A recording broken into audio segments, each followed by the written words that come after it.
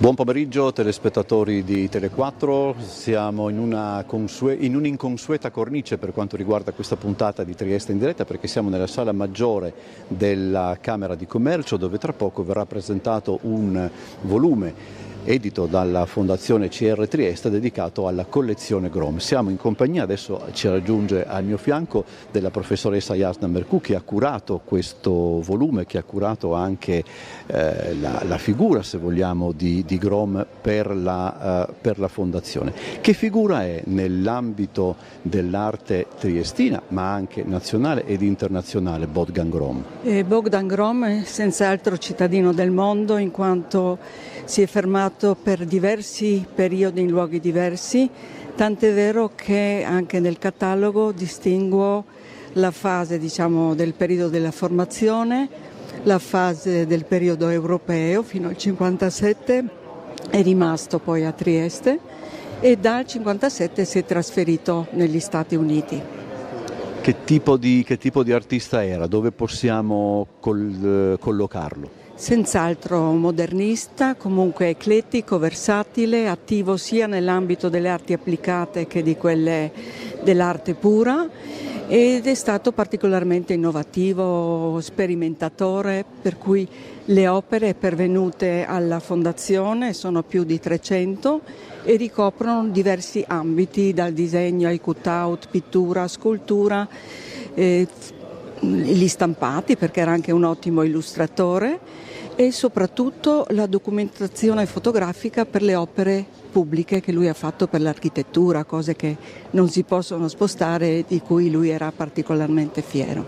Grazie professoressa, complimenti per il suo lavoro. La professoressa poi racconterà appunto la figura di Grom, racconterà anche come si è arrivati al catalogo e racconterà soprattutto come si è arrivati da parte della Fondazione CR Trieste a questa collezione. Adesso ci raggiunge il vicepresidente della Fondazione, il professor Francesco Peroni, che ringrazio. Professore, c'è una storia, no? alla base della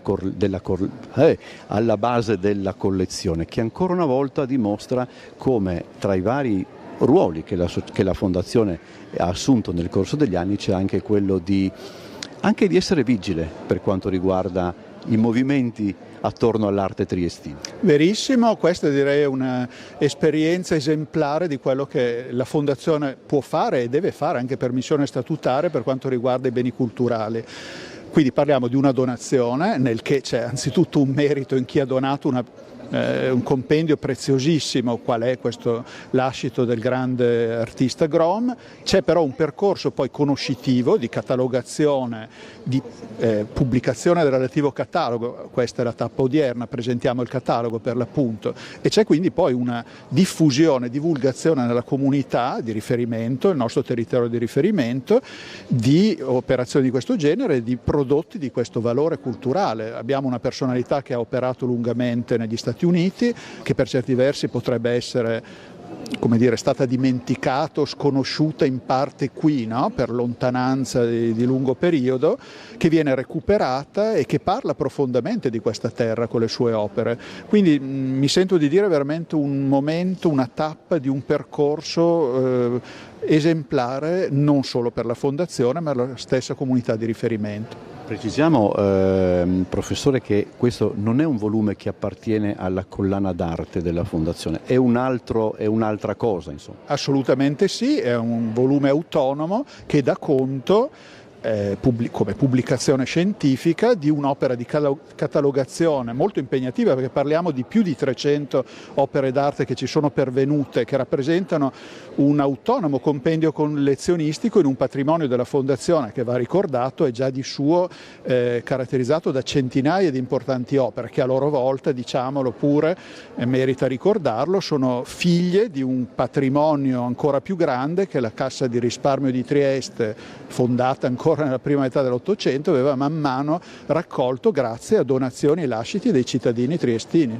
Ricordiamo, tra le benemerenze artistiche della Fondazione CR Trieste, quella più recente, se vogliamo, è l'acquisizione dello scettro di Carlotta. Poi c'è anche la conservazione, chiamiamola così, della collezione stock di quei dipinti che sono veramente uno più bello dell'altro nella sede della fondazione. Quando io intervisto qualcuno lo metto sempre con uno di quei quadri sullo sfondo. Adesso so che lei non mi risponderà, ma c'è qualcosa che state, come dire, attenzionando? Beh, di più, abbiamo già acquisito da qualche settimana 2 dipinti totalmente diciamo autonomi per epoca di appartenenza, ma grandi autori, Nathan, non occorre grande presentazione qui, e Caffi. Quest'ultimo una preziosissima veduta settecentesca di Piazza della Borsa, rarissima, e nella quale addirittura si intravede il palazzo che poi sarebbe stato il nostro futuro, nell'edificio più recente della Cassa di Risparmio, ma la via si vede. Ed è un quadro di grandissima rilevanza memorialistica per, credo, l'unica veduta di Caffi di Trieste, che è tornata a Trieste essendo altrove per tanto tempo. E questa è un'acquisizione, diciamo, di qualche settimana fa. Quindi insomma la vostra attenzione è sempre massima anche per quanto riguarda questo aspetto della vita della città, non meno importante di altri. Grazie professore. Grazie. Il professore credo che lei modererà o comunque l'incontro. Io sto cercando adesso di avere vicino a me Lorenzo Michelli, che è un altro personaggio importante per quanto riguarda questa operazione. Eccolo qua, grazie Lorenzo, ben trovato. Qual è il tuo ruolo in questa, diciamo, nell'operazione Grom? Sono stato invitato adesso qui a questo secondo momento, è la seconda volta che opero appunto su questo artista perché è stata fatta già una mostra Temporary Grom in cui Fondazione Cere Trieste assieme ad ERPAC ha organizzato il magazzino delle perché era appunto univa 2 donazioni, quindi sono molto felice oggi di poter essere qui a questo secondo invito per parlare di un altro dono, una restituzione, no? Cioè Fondazione Cere Trieste con questa pubblicazione come dire, contraccambia, insomma prosegue in questa operazione di valorizzazione, no? di questo artista che di per sé ha un'identità particolare artistica e quindi che sarà anche, come dire, generatore di contenuti, no? Nello spazio futuro Grom che si verrà aperto e che quindi sarà collegato alle sue stesse modalità espressive, operative. Sì. E sempre più viene sottolineato perché sempre più si moltiplicano episodi di questo genere, appunto le donazioni, certo, episodi di mecenatismo, eccetera. Sì. Forse c'erano sempre stati, noi ci si occupava di meno, eccetera. Sì. Quant'è importante proprio perché un certo patrimonio artistico non scompaia, un certo patrimonio artistico venga reso sempre più fruibile alla gente, proprio l'opera di mecenatismo e le donazioni. Sì, è molto importante perché ci sono diversi passaggi. Innanzitutto credere nell'istituzione, cioè il concetto di donazione di un privato all'ente pubblico significa credere nell'istituzione, che è una cosa molto importante che conserva, valorizza, ma adesso appunto opera per generare nuovo senso, nuove idee.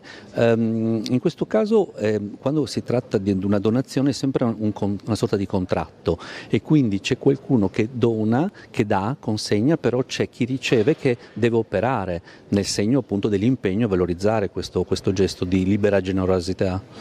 È ancora più bello quando tutto ciò arriva per fare in modo che certi patrimoni restino nella città che ha originato determinate opere o determinati artisti. Sì, perché poi c'è tendenzialmente anche in quest'epoca, soprattutto forse anche di sparizione, no? Della memoria del digitale, eccetera, proprio anche la materialità dell'oggetto, secondo me ritengo sia molto, molto importante, no? È proprio un bene, un tesoro, un giacimento che resta collegato proprio per anche formare e costituire, proprio far capire di quella che è stata e l'identità, per anche guardare il futuro.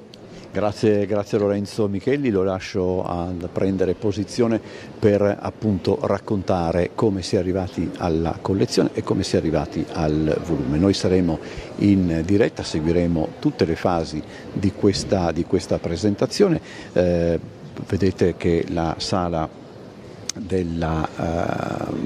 maggiore della Camera di Commercio è molto affollata, i relatori stanno prendendo posto alle loro postazioni, chiedo scusa per la cacofonia, quindi penso che veramente tra un po' dovremo volentieri cedere loro la linea per seguire la presentazione che sta per cominciare. Saluto e ringrazio sin da ora i nostri oratori e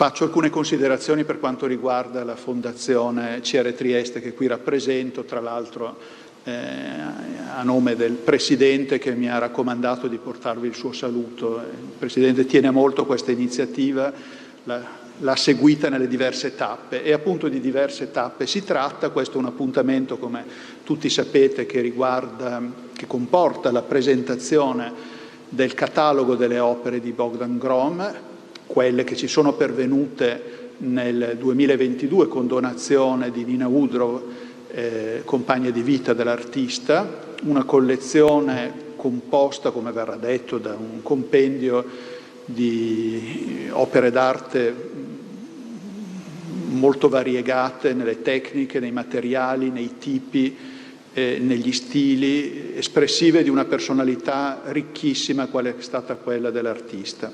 Ma dicevo, un percorso a tappe che oggi si materializza nel catalogo e che appunto è tappa preceduta da un'attività meno visibile ma non meno importante, quella dell'acquisizione della donazione e dello studio e della catalogazione di questa grande massa di opere che ci è pervenuta e appunto oggi della presentazione al pubblico del relativo catalogo.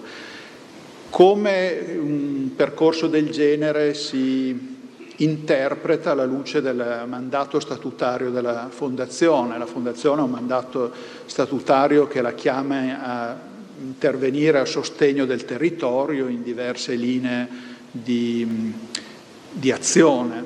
Qui siamo nell'ambito culturale. È molto importante notare che la Fondazione in questo caso acquisisce certo una donazione preziosa e quindi anzitutto la gratitudine va a chi ha assunto una scelta di questa rilevanza che non è affatto scontata, ma acquisendo questo patrimonio lo condivide con la comunità di riferimento e lo condivide attraverso lo studio, l'approfondimento, la diffusione e la divulgazione dei risultati di questo studio e quindi socializza, per così dire, il percorso culturale, promuove la comunità attraverso lo studio, la valorizzazione di un patrimonio, in questo caso artistico, che le è pervenuto.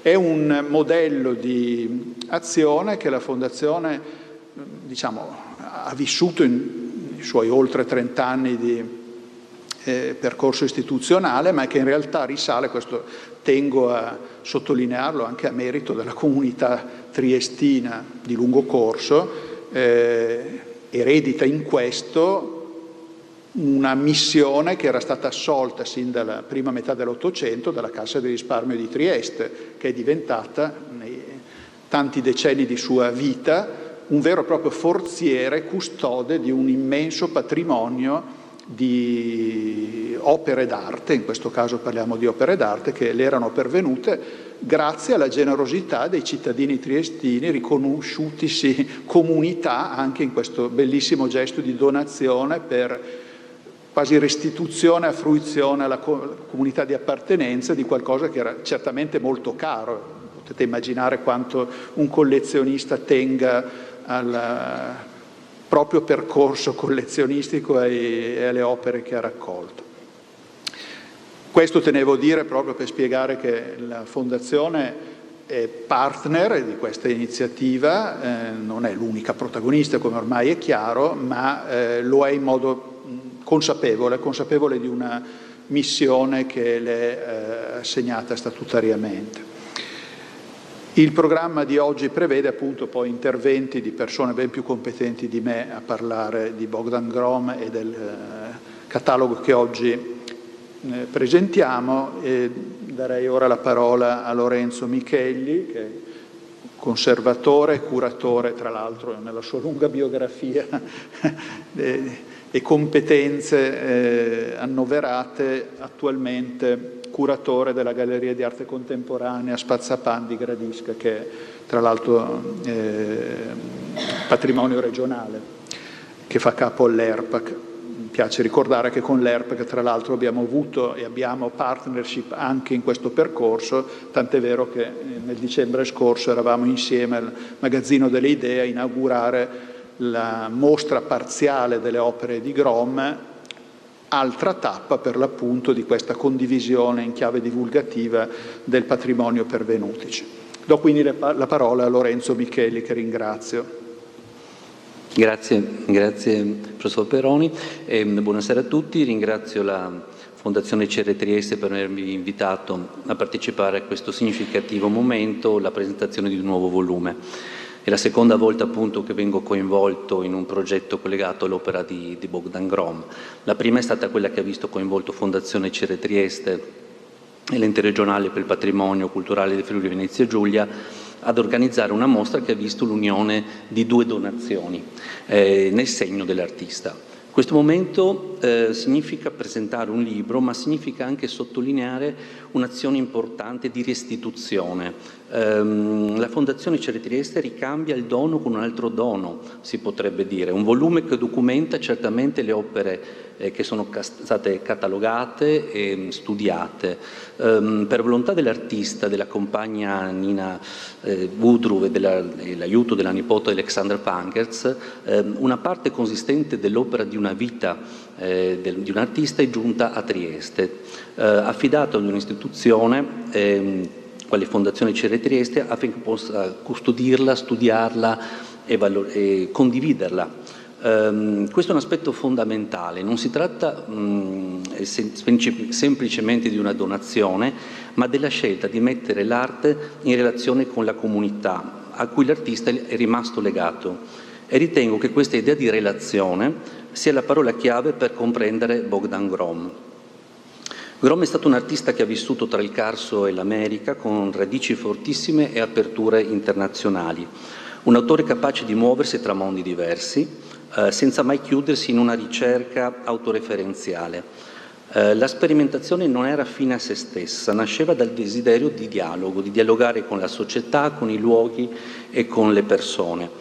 Anche per questo, a mio avviso, la sua opera è permeata da molteplici linguaggi, che sono il disegno, la grafica, la pittura, il batik, la scultura, fino agli interventi d'arte pubblica e nei centri commerciali. In lui non c'era una sorta di gerarchia rigida tra arti applicate, arti maggiori e arti minori, c'era piuttosto una domanda costante. Cosa posso fare con la mano e soprattutto cosa può ciò che la mano costruisce diventare messaggio, presenza, esperienza condivisa. Grom era un artista colto, consapevole della tradizione, ma anche estremamente libero. Guardava ai maestri, studiava le tecniche, imparava dai materiali. E tuttavia tutto questo sapere veniva continuamente rimesso in gioco. La sua era una pratica dinamica, permeabile, aperta al cambiamento. Lo si vede anche nelle trasformazioni stilistiche che poi vedremo ben illustrate da Jasna Mercou, dagli esordi pittorici fino alle opere più recenti, che riflettono sempre il mondo e la società in cui vive. Accanto però a questo aspetto più visibile vorrei così suggerirvi prima dell'approfondimento un aspetto anche più profondo. Grom interroga il tempo e la memoria. Quando osserva la morfologia del karsto, le rocce, le cavità, le superfici erose, non guarda soltanto un paesaggio, guarda una storia geologica e umana. Nei suoi cut-out, nelle sue opere, anche quelle ritagliate, nei suoi disegni, nelle sue forme particolari o incise, sembra emergere questa idea del tempo che stratifica, scava e conserva tracce. Ed è significativo che tutto ciò che avvenga tra Trieste, città di frontiera, e gli spazi molto aperti dell'America. In Grom convivono culture diverse, da quella mitteleuropea a quella americana. Il suo lavoro ci ricorda che l'identità più fertile non è quella chiusa, ma quella aperta all'arricchimento. Il libro curato da Jasna Merku restituisce tutto questo in modo esemplare. Lo fa con ordine, con rigore, con chiarezza, offrendo una mappa all'interno dell'opera multiforme e sfaccettata. Le immagini e i testi ci accompagnano tra i diversi nuclei della sua produzione, rendendo leggibile una complessità, ma senza ridurla. La veste grafica riesce a tradurre e a cogliere questo discorso sull'essenza e sulla traccia. Il libro è disegnato da Studio Mark ed è collegato alle cromie dell'artista e intimamente alla sua poetica. Si allinea alla volontà, questo volume, della sua famiglia. Ritengo fare in modo che l'opera non resti privata, naturalmente silenziosa, dispersa, ma torni a generare conoscenza. Ed è proprio questo il compito delle istituzioni culturali oggi, non solo conservare, ma attivare, creare nuovi contenuti, nuovi confronti, nuove letture, mettere in relazione artisti, poetiche e generazioni differenti, fare in modo che un lascito vada a produrre nuove idee. Grazie Lorenzo Micheli. Noto che questo riferimento alla sensibilità dell'artista per il tempo probabilmente lo avrebbe reso particolarmente grato di quanto stiamo facendo per la valorizzazione del suo patrimonio, della consegna dello stesso alla comunità di Trieste e del suo territorio. La professoressa Jasna Merku è l'autrice del catalogo, ma come già accennavo prima è protagonista di un lavoro che ha preceduto ovviamente la pubblicazione, che attiene proprio al riordino, all'analisi, allo studio, alla catalogazione e quindi poi alla pubblicazione. Un lavoro molto impegnativo, ricordo alcuni cenni di racconti anche affascinanti, di contatto con questi oggetti pervenuti dall'America, così come ricordo anche le testimonianze della nipote Alexandra, che è stata partecipe di cuore e non solo, anche di fatiche dal punto di vista di questa emersione e consegna alla comunità. Do quindi la parola alla professoressa Merku, che è stata docente di disegno e di storia dell'arte, quindi persona non potrebbe essere più qualificata a firmare questa pubblicazione, e quindi attendiamo da lei l'illustrazione dei contenuti. Ringrazio il vicepresidente, il professor Francesco Peroni, per la parola. Ci troviamo in questa prestigiosa sala che richiama il legame tra lo sviluppo socio-economico del nostro territorio in relazione all'arte e alla cultura. Personaggi lungimiranti come il barone Pasquale Revoltella hanno saputo coniugare questi aspetti e visto fiorire la nostra città, lasciando testimonianze importanti. La Fondazione CRT persegue gli stessi valori, sostenendo, custodendo, diffondendo arte e cultura proprio in una prospettiva rivolta al futuro. Voglio introdurre il video che vedremo assieme a breve, prodotto da Video Est nel 2022, che ha documentato alcune fasi dell'acquisizione, della catalogazione e della sistemazione attuale delle opere all'interno del Cavò. Ad introdurre il video è la nipote dell'artista Alexandra Pangers, che colgo l'occasione di salutare e ringraziare. E riprende le fasi salienti della vita del nonno. Era il 2020 quando, assieme alla compagna dell'artista Nina Woodrow, hanno comunicato alla Fondazione la volontà di donare questo singolare corpus di ben 313 opere, che si distingue anche per la varietà, ovvero per il pregio delle opere, alcune di esse particolarmente significative ed innovative. E la complessità degli adempimenti, il lockdown hanno in qualche modo rallentato l'iter già complesso, per cui le opere sono pervenute nel 2022, quando è stata formalizzata la citazione e siglato il contratto. In realtà hanno viaggiato per mare per ben 4 mesi, per cui da giugno ad ottobre, per arrivare in Italia, dapprima a Genova, poi a Milano, per espletare le incombenze doganali a Venezia e finalmente giungere alla loro destinazione finale. Noi avremo modo nel video di vedere proprio quest'ultima parte di questo lungo viaggio, direttamente dall'atelier dell'artista ad Inglewood, nel New Jersey, dove ha vissuto dal 1957 fino al 2013, quando è mancato. E la compagna Nina e la nipote Alexandra hanno voluto realizzare la volontà dell'artista, sono state particolarmente generose per realizzare quello che Bogdan Grom ha fermamente perseguito in vita ed ha voluto che le sue opere restassero fruibili.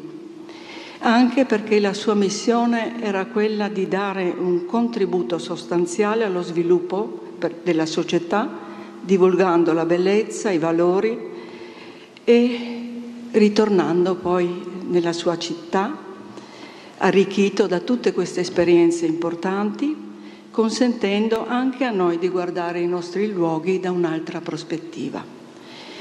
Io ho accolto con entusiasmo l'incarico affidatomi di occuparmi della catalogazione delle opere, anche perché ho avuto questa fortuna di conoscere e frequentare l'artista negli ultimi 2 decenni, per cui ci si fermava anche a parlare di arte e devo dire che apprezzo le sue opere in modo particolare. Quindi l'emozione era e continua ad essere grande. Il lavoro della catalogazione si è protratto per alcuni mesi, è stato coinvolgente non solo per me ma anche per chi mi ha affiancata, per esempio il fotografo Luca D'Agostino, che ha documentato opera per opera, e naturalmente tutto il personale della Fondazione. In particolare voglio ringraziare il dottor Paolo Sant'Angelo, la dottoressa Ilaria Romanzin, che hanno anche condiviso l'emozione di vedere queste opere, di fruirne per primi. E come vedrete anche alcuni episodi di questa catalogazione, ho rilevato innanzitutto i titoli, le tecniche adoperate, le tipologie dei supporti e naturalmente la data di esecuzione. Ho parlato già troppo, quindi non mi dilungo di più. Vediamo le immagini assieme.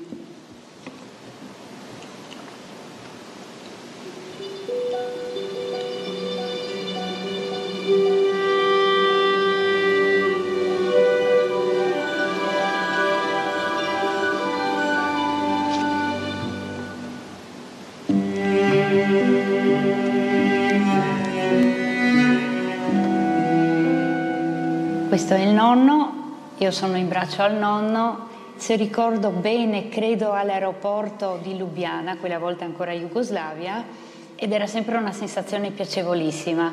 Il mio rapporto con mio nonno non è il classico rapporto convenzionale nipote e il nonno.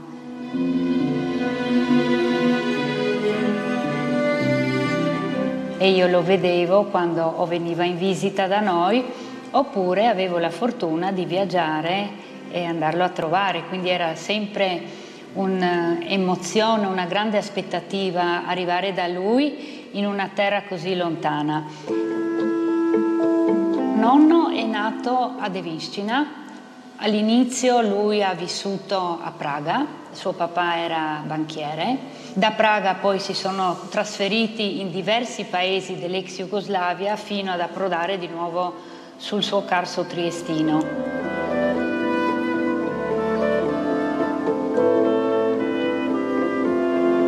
Grom narrava della sua infanzia, di come andava a passeggio con la mamma e di come la mamma sia stata la prima a stimolarlo, dirgli guarda com'è bello questo, guarda com'è bello quello, per cui lui in realtà ha continuato tutta la vita a perseguire la bellezza con curiosità e dedizione. Nel 1957 lui viene invitato dal consolato americano a venire negli Stati Uniti a tenere una lezione d'arte. Lui doveva rimanere lì per un periodo breve, 3 mesi, ma nel momento in cui approdò negli Stati Uniti si rese conto che era una terra che poteva veramente offrirgli interessanti opportunità di crescita, di sviluppo personale. La nipote Alexandra ha deciso di rispettare le volontà testamentarie dell'artista Grom e di donare alla fondazione questo corpus di opere, sono 312, pitture, arazzi, sculture ed altro, che la fondazione col suo organo di indirizzo e consiglio di amministrazione ha molto volentieri accettato, ma direi anche con orgoglio. La collezione Grom, recentemente acquisita, copre un arco di 6 decenni, per cui ci consente veramente di approfondire non solo il percorso artistico, ma di capire quali sono le trasformazioni, quali sono invece i punti cardine che lui ha sviluppato sia a livello tematico che tecnico.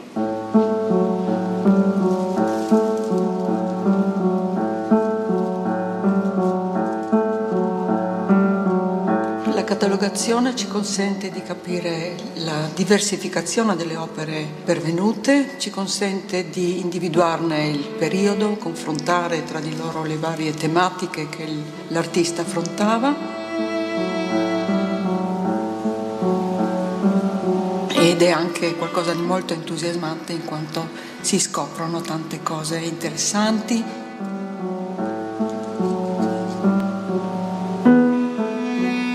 Tra i motivi centrali del suo operato artistico c'è il tema della roccia carsica, del muretto carsico. Ogni volta che Grom tornava a Trieste era per lui una festa, amava giocare coi cugini sul Carso, arrampicarsi sulle rocce, per cui non a caso, giocando con un pezzo di carta, strappandolo a mo' di spirale, ha intuito che le stratificazioni, le erosioni carsiche potevano essere un tema da sviluppare. Da qui i cut-out, i cartoncini colorati che lui predisponeva progettando le apposite fustelle. La tecnica stessa lo ha guidato a sintetizzare le immagini, a renderle anche più simboliche.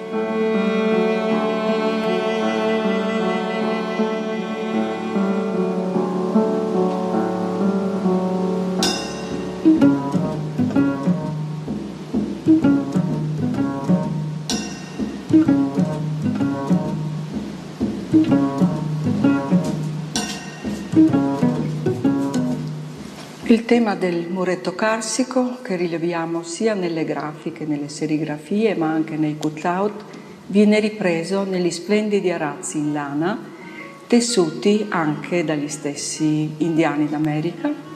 11 pezzi fanno parte della collezione della Fondazione Cere Trieste.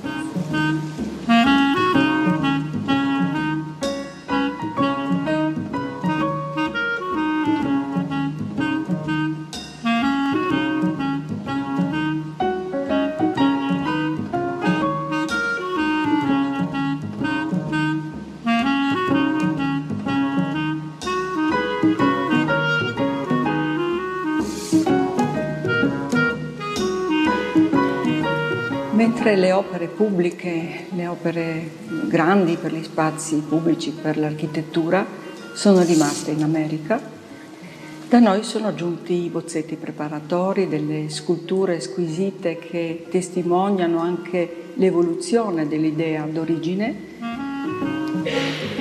In particolare il gruppo delle sculturine miniature, diciamo, che lui produceva per il Giardino Zoologico di Washington.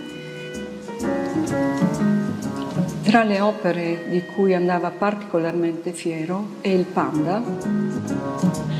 Durante la visita diplomatica di Nixon in Cina, gli chiesero di preparare un dono speciale e lui ha creato questo panda, il Diplomatic Panda, che adesso fa parte della collezione permanente artistica della White House a Washington.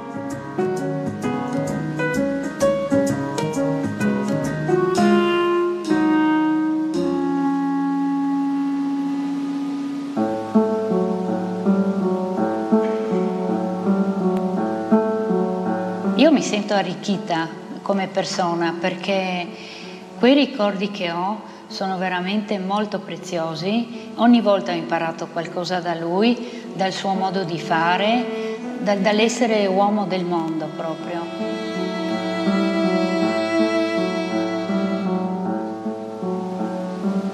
E per questo gli sono molto grata. Gli sono grata e sono molto onorata di aver avuto un nonno del genere. Senza il ricordo, senza la testimonianza, senza la diffusione, la cultura non ci sarebbe. E credo che la cultura sia non solo l'oggetto più importante di oggi e anche dello sviluppo socio-economico di un territorio come nel DNA della nostra fondazione, ma anche il futuro anche dei nostri figli.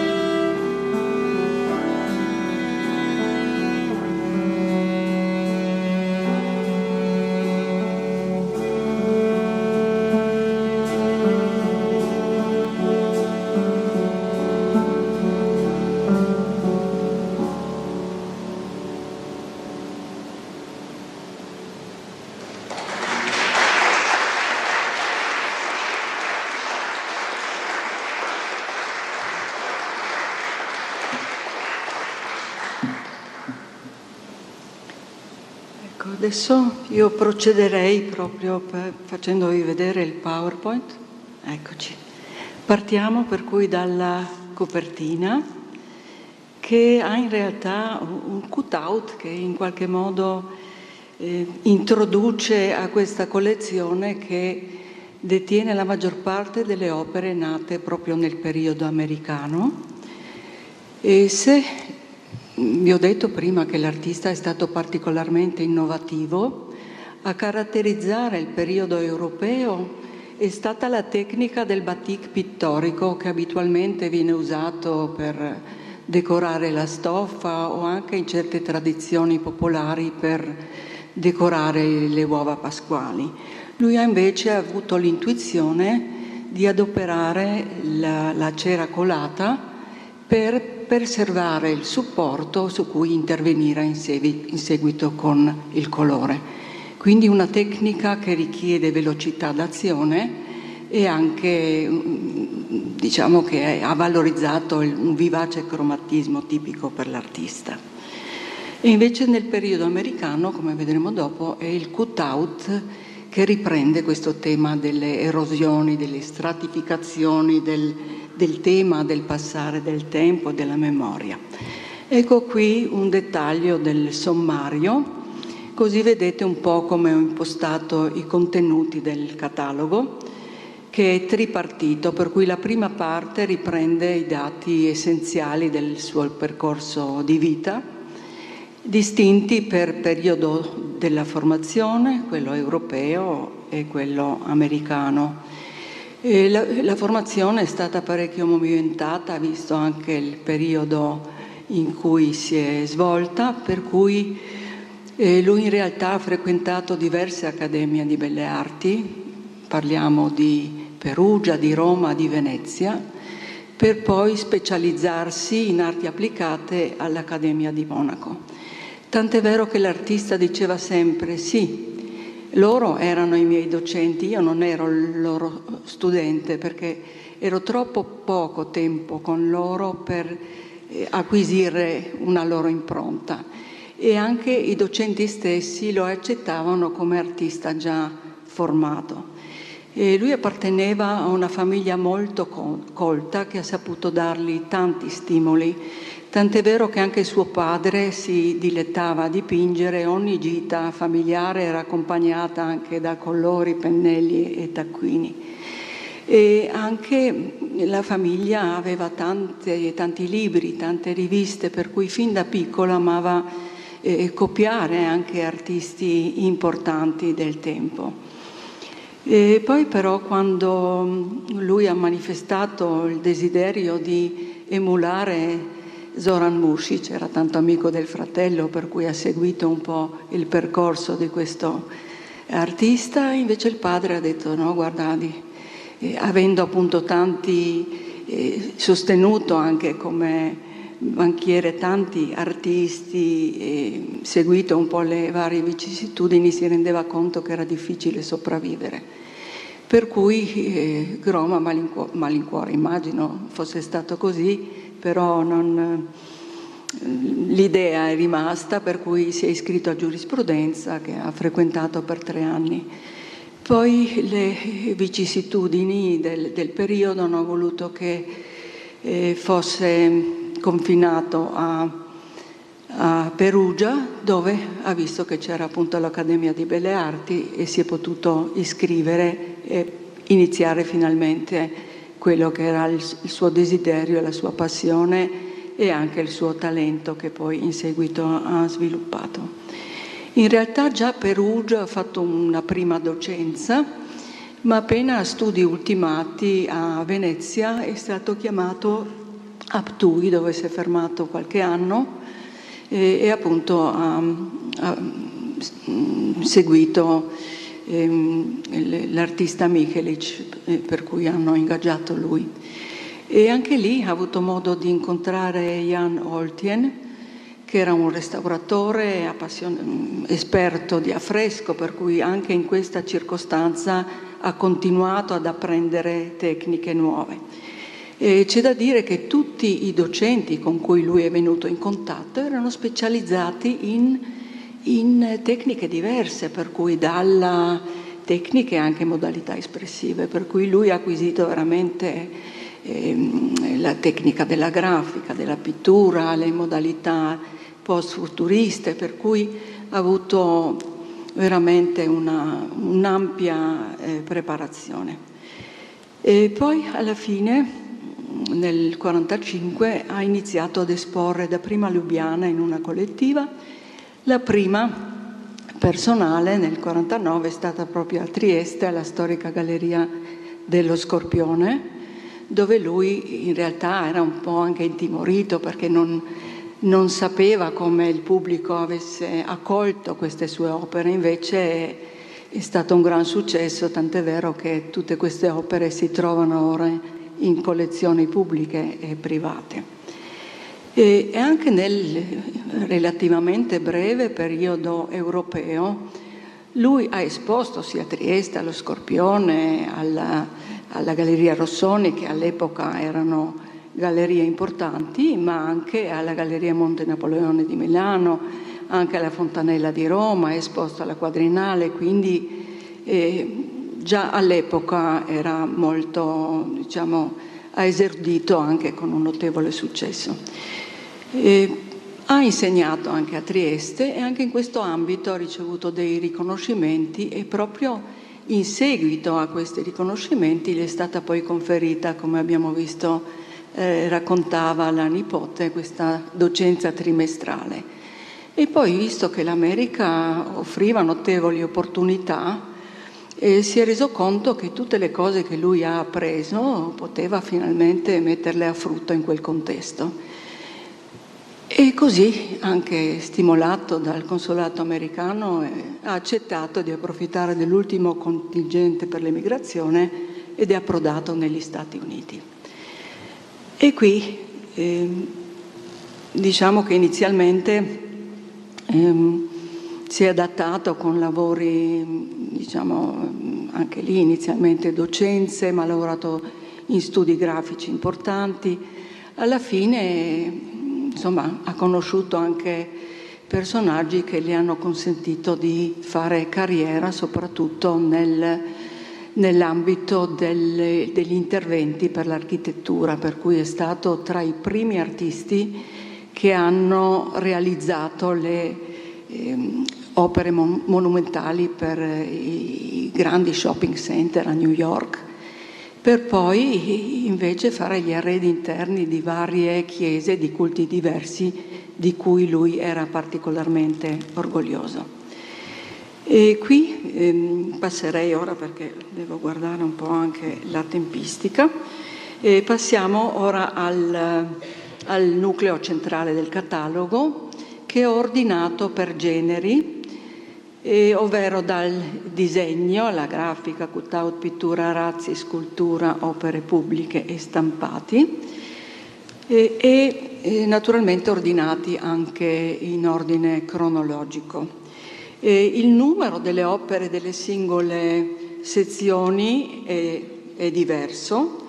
Quella più nutrita è quella delle sculture, che sono in tutto 74, eseguite nelle più varie tecniche, da quelle più classiche a quelle più tecnologiche. Ne elenco alcune: bronzo, peltro, gesso, vetroresina, anche alcune sculture in cera già predisposte per fare poi le fusioni, ceramica, porcellana, acciaio, idrocal, vetro e piombo.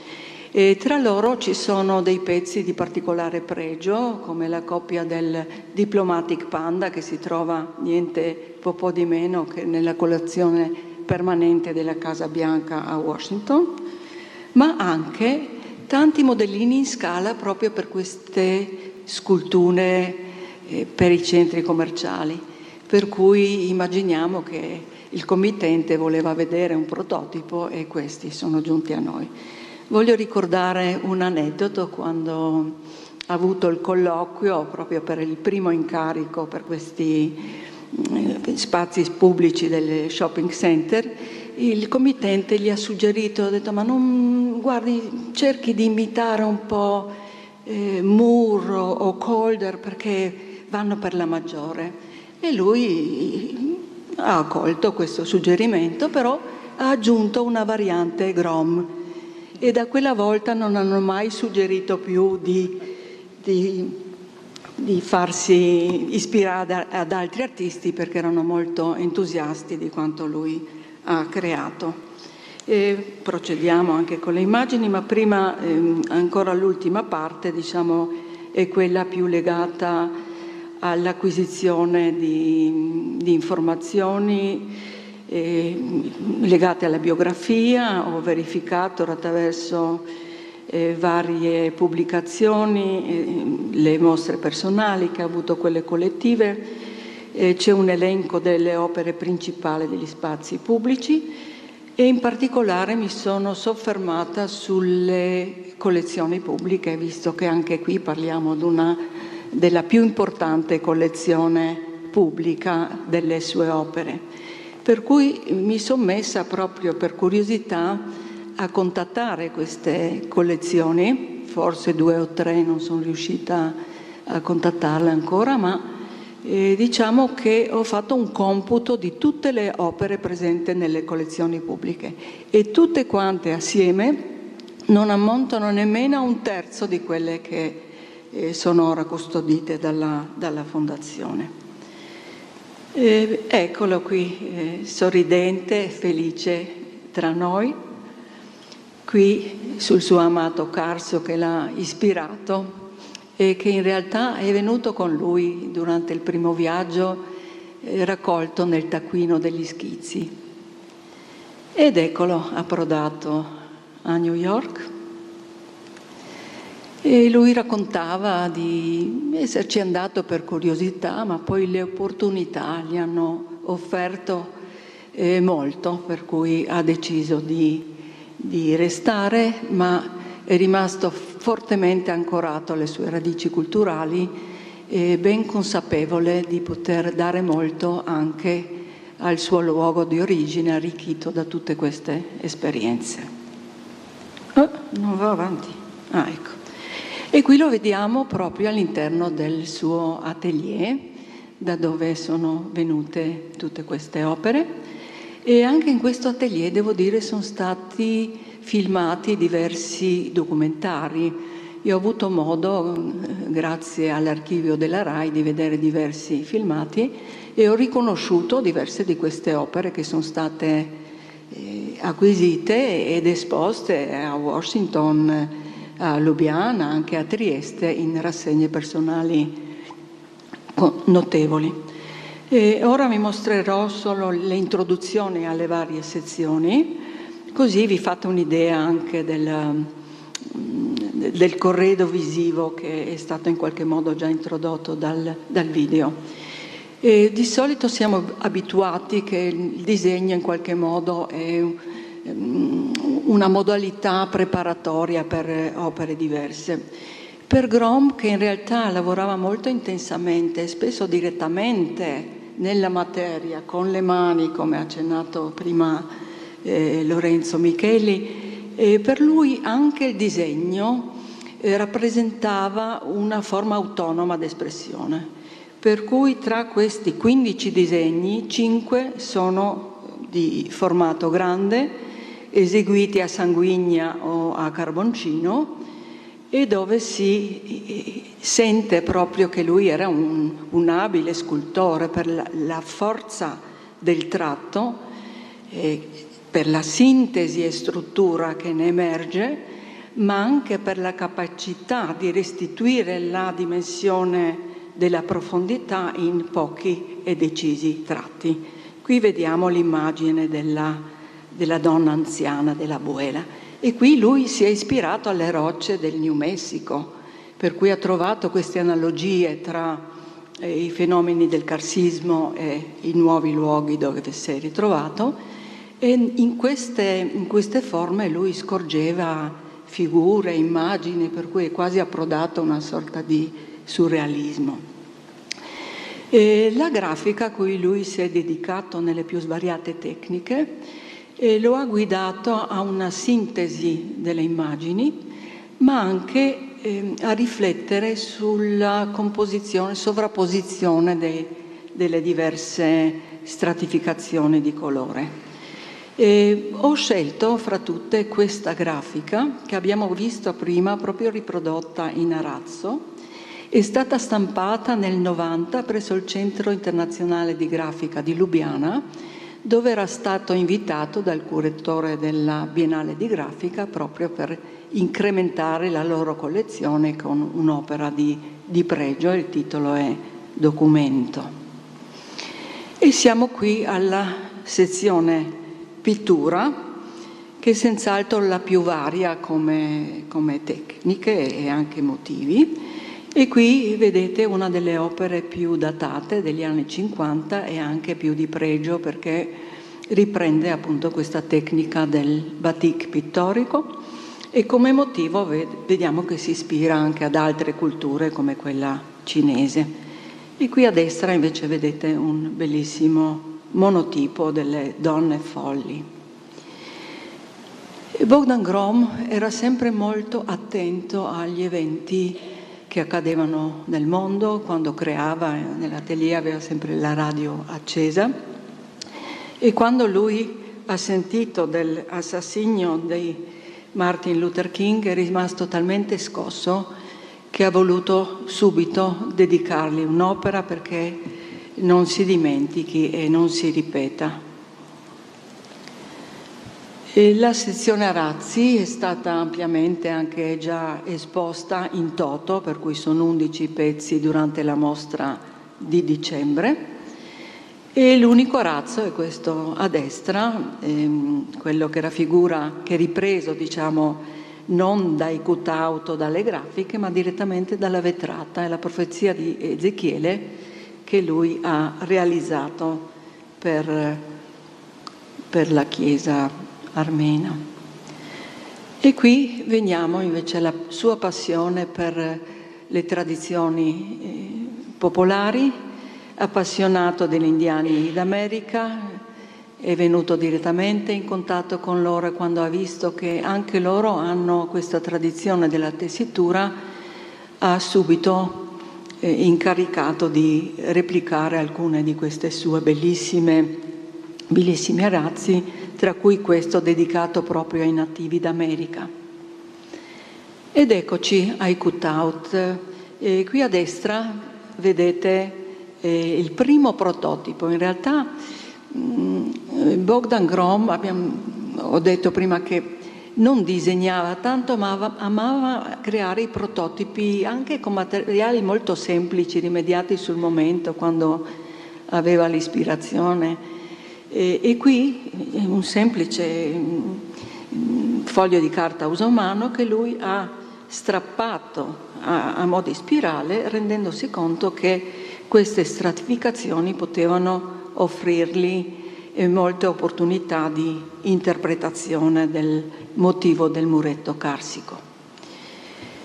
Avendo avuto modo di toccare con mano questi bellissimi cutout, alcuni, devo dire, sono veramente sorprendenti, perché in realtà lui adoperava sempre, quasi sempre, la stessa immagine intagliata a fustella, ma sfasata e con colori diversi.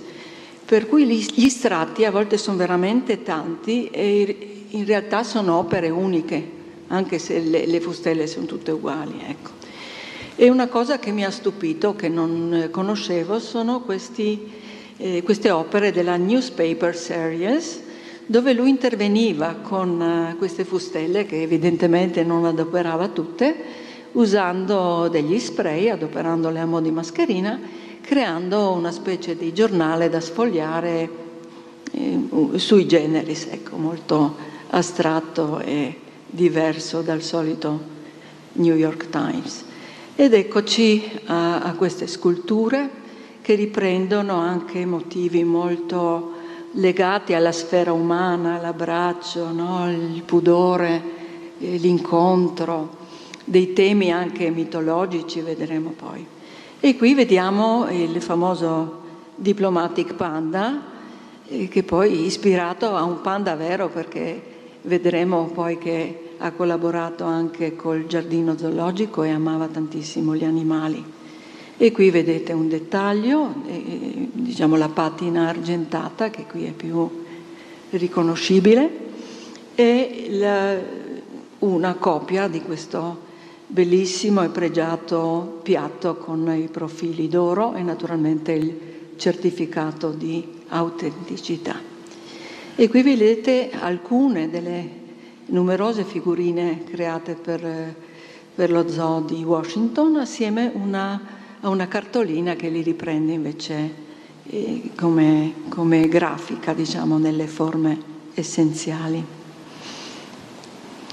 E qui siamo ai cavalieri, e anch'essi molto colorati, come da tradizione degli indiani d'America, e vediamo replicati nei colori diversi. E anche qui c'è tutta una ricerca del passaggio dalla figura piana alla terza dimensione. Ed eccoci alla sezione stampati, che forse è meno conosciuta e spesso meno considerata dagli storici d'arte. Occupandomi molto dell'evoluzione dell'illustrazione in generale, vediamo che Grom è stato tra i protagonisti della innovazione, per cui dell'impronta artistica che a un certo punto l'arte del XX secolo ha introdotto anche nei libri illustrati. Lui è esordito a metà degli anni 50 per proseguire anche in America.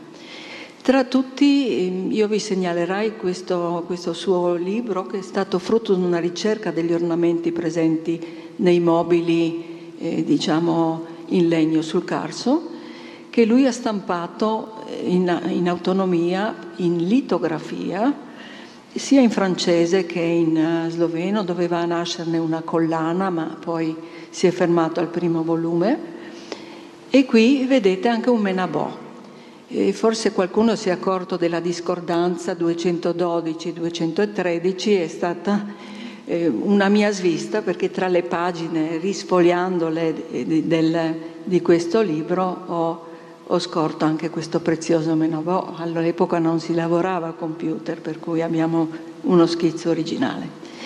E tra le opere invece più recenti è una raccolta di poesie del sommo poeta Presciren, dove lui all'interno ha usato anche il collage, o si è riferito a dipinti che ritroviamo nella collezione, per cui questo dipinto della collezione Avvicinamento indesiderato è ripreso poi come tema in acquarello presente nel libro.